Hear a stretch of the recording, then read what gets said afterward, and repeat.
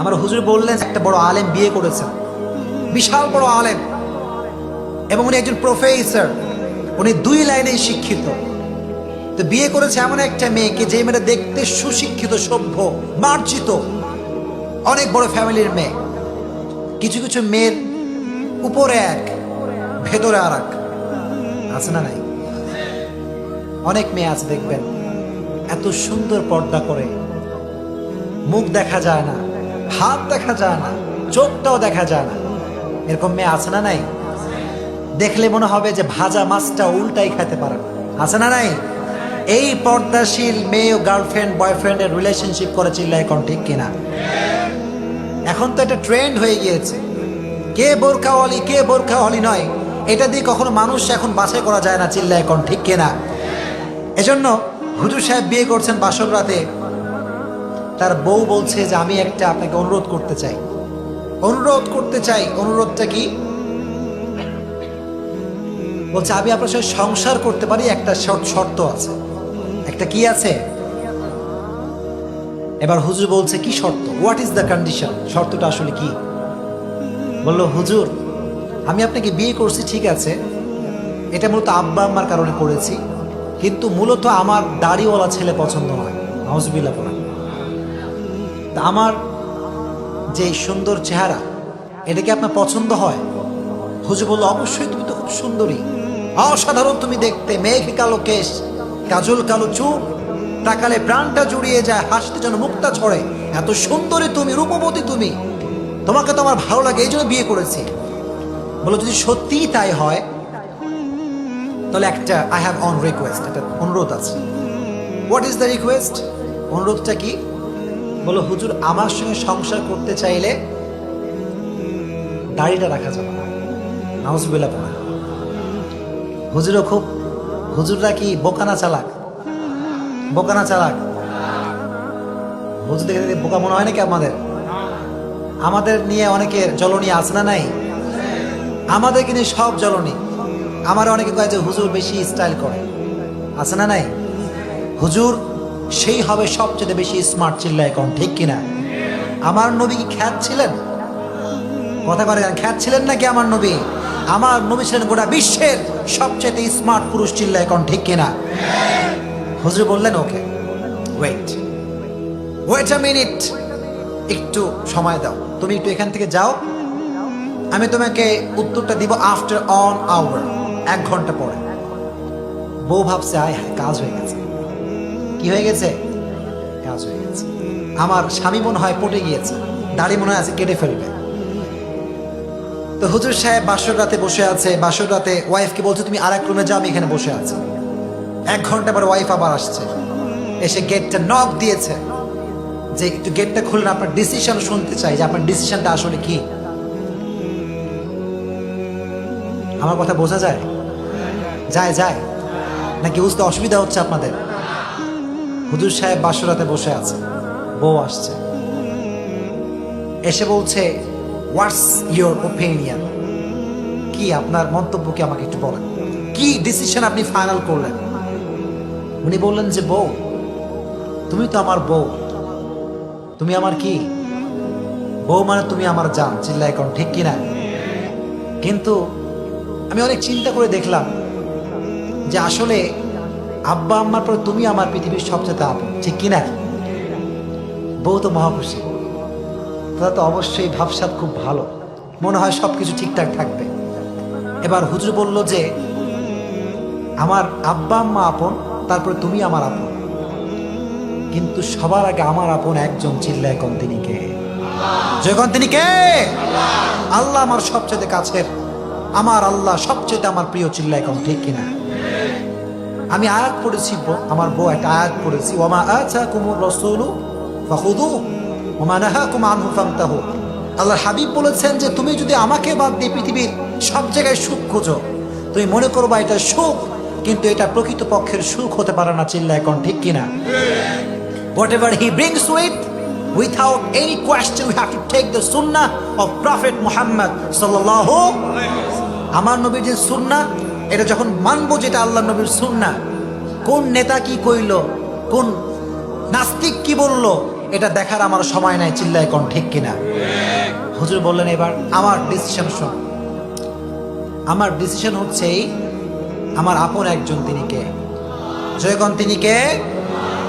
আমার আল্লাহ এবং আমার নবীকে বাদ দিয়ে কোনো মাখলুক, কোনো সৃষ্টিজীবের জন্য আমি আমার নবীর সুন্নাহকে কাটতে পারি না, চিল্লায় কোন ঠিক কিনা?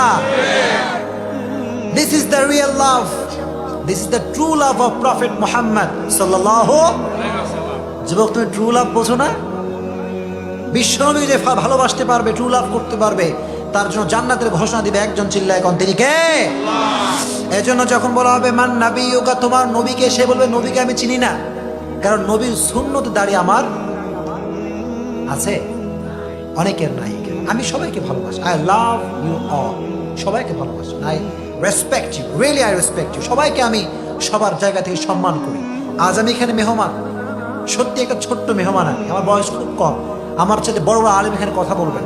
সো এখানে কথা বলার যোগ্যতা আসলে যে কোয়ালিফিকেশন দরকার, এটার একটা কোনো আমার ভিতরে নাই। আমি অনুরোধ করছি, আজকে অনুরোধ করছি, হাতে পায়ে ধরে, যাদের মুখে দাড়ি নাই তারা আমাদের ভালোবাসার মানুষ, ঠিক কি না? একটা কথা আল্লাহর হাবিব বলতেন, হামে গুনাহ সে নফরত হ্যায়, गुनहगार से नफरत नहीं। भाई हम तो गुनाह से नफरत करते हैं, लेकिन जो गुनाह करते हैं उन्हें हम नफरत नहीं करते। আমরা গুনাহকে অপছন্দ করি, কিন্তু গুনাহগার বান্দাকে আমরা ভালোবাসি, চিল্লায় কোন ঠিক কিনা?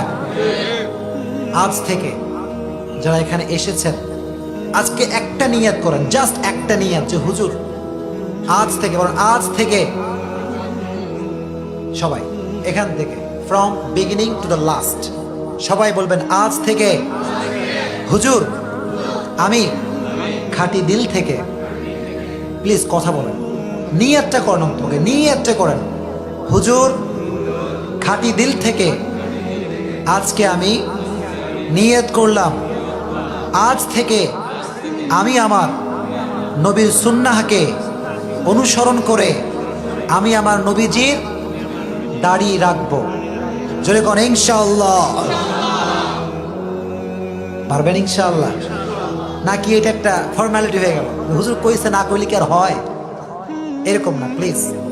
যদি আপনি দাড়ি রাখতে পারেন, কবরের ভেতরে সেকেন্ড কোয়েশ্চেন তোমার নবীকে, এই উত্তরটা আপনার জন্য সহজ করে দিবে একজন, তিনি কে? তোমার রবকে, তোমার নবীকে, এটা প্রশ্ন করা হবে। যদি আপনি মুমিন হয়ে থাকেন, আপনার জন্য উত্তরটা সহজ করে দিবে একজন, তিনি কে? তাহলে একটা মেসেজ আমি প্রথমেই দিয়েছি, মরার আগে হয় রাখতে হবে একজনের, তিনি কে? জয়গণ তিনি কে? আল্লাহর ভয় অর্জন করতে পারবেন তো ইনশাআল্লাহ? জয়গণ ইনশাআল্লাহ। এই আল্লাহর ভয় অর্জন করতে চাইলে এলাকায় বেশি বেশি তাফসীর মাহফিল করতে হবে, চিল্লায় কোন ঠিক কিনা? তাফসীর কোরআন মাহফিলে বাধা আছে না নাই? জয়গণ আছে না নাই? অনেক জায়গায় নর্তকীদের ডান্স হয়, হয় কি হয় না? প্রশাসনে কোনো অনুমতিই লাগে না। আর যখন তাফসীর কোরআন মাহফিল হয়, সারা দিন রাত 24 ঘন্টা ঘুরতে হয়, কিন্তু কোরআনের মাহফিল অনুমতি পাওয়া যায় না, চিল্লায় কোন ঠিক কিনা? ডিসেম্বর মাসে আমার অনেকগুলো প্রোগ্রাম বাতিল হয়ে গেছে।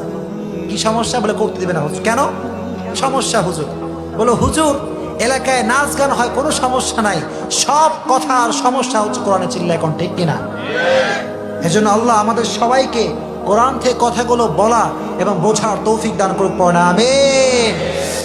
এজন্য আল্লাহ বললেন হাত্তা যুরতুমুল মাকাবির, আল্লাহ বললেন অতিরিক্ত পরলোভ, অতিরিক্ত চাহিদা তোমাদের ভেতরে বিলং করেছে, এটা যতদিন পর্যন্ত কমবে না ততদিন পর্যন্ত তোমরা সফল হতে পারবেন না, চিল্লায় কোন ঠিক কিনা? আমি একটু রিপিট করি, এটা বলে আমি শেষ করবো, জোরে কোন ইনশাআল্লাহ। এটা তাকবীর দেন তো দেখি, লিল্লাহি তাকবীর। আপনি এত মরা কেন ভাই? জোরে কোন লিল্লাহি তাকবীর, লিল্লাহি তাকবীর, লিল্লাহি তাকবীর। আমি কয়েকটা কথা বলি। এক নাম্বার, মৃত্যুর পূর্বে আল্লাহর ভয় অর্জন করতে পারবেন ইনশাআল্লাহ? প্রিয় ভাইরা একটু জোরে কোন ইনশাআল্লাহ।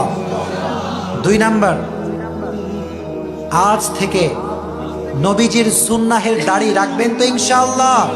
এবার সকলে হাত তোলেন, সকলে হাত তোলেন, লিল্লাহি তাকবীর, লিল্লাহি তাকবীর।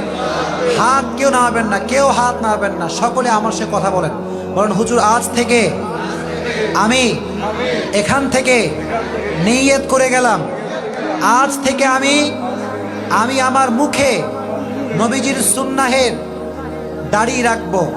জোরে কোন ইনশাআল্লাহ। হুজুর, আজ থেকে আমি যেখানেই যাই না কেন আমি আমার হৃদয়ে আল্লাহর ভয় রাখবো। জোরে কোন ইনশাআল্লাহ। আল্লাহ তুমি আমার সমস্ত যুবক ভাইদেরকে কবুল করে নিও, পড় না আমিন। শুধুমাত্র যুবকরা আমার সঙ্গে বলো, হুজুর আজ থেকে আমি আমার জীবনে কোনো প্রকার হারাম রিলেশনশিপে জড়াবো না। আজ থেকে আমি কোনো প্রকার হারাম গান শুনবো না।